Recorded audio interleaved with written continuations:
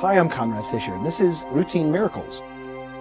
And I am here with a guy who has clearly seen the 1960s movie Fantastic Voyage maybe one too many times. Dr. Sundeep Mangla. What's your proper title here, Dr. Mangla? Well, I'm the director of interventional neuroradiology. Someone came in here with a stroke, a clot, an embolus, a clot of blood that flies off to the brain.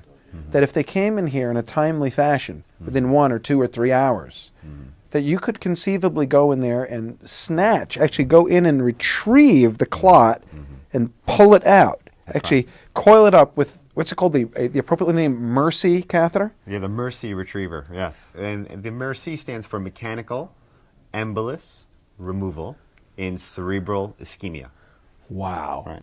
It's probably got about a 50 to 70% success rate where we didn't have many options before in removing a critical blockage in one of the arteries in the brain that is causing someone a very severe and devastating stroke. The other thing is I also is very impressed by the idea that clot-busting drugs, thrombolytics, clot-buster drugs that normally we only give intravenously and can cause side effects, that you are actually able to deliver those clot-busting drugs right into the brain with a catheter right in the brain? Yeah, that's true. Acute stroke is one of the biggest challenges that we face, I think, in healthcare. It's the third leading killer in America, the second leading killer in the world, and up until the last decade or so, we didn't have many options. We could give intravenous thrombolysis, and we still do that. It's the standard of care for patients that come in a timely fashion within 3 hours.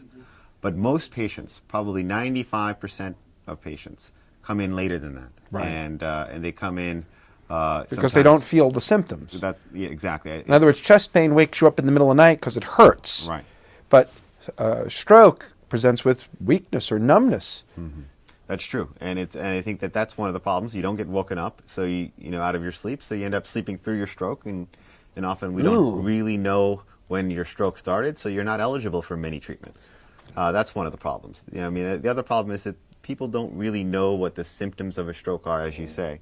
Numbness or speech difficulty or minor paralysis, which is often the warning sign that a stroke's coming on, often get attributed to being tired, to maybe my arm falling asleep. Right. And so you don't come right away. You kind of wait, and then only when it becomes a full blown, well, now I'm paralyzed, do you come, and that often it can be late. And I think that the interventional options are in a prolonged window. We can do them up to 6 hours.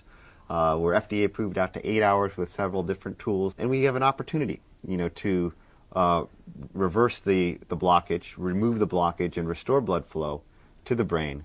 There's also the penumbra. The penumbra catheter, is essentially, it's like a vacuum cleaner. It's a suction catheter. They developed a little wire with a bead on it, which essentially unplugs the catheter. Because the problem we were having with suction catheters before was that they would get plugged up with the clot.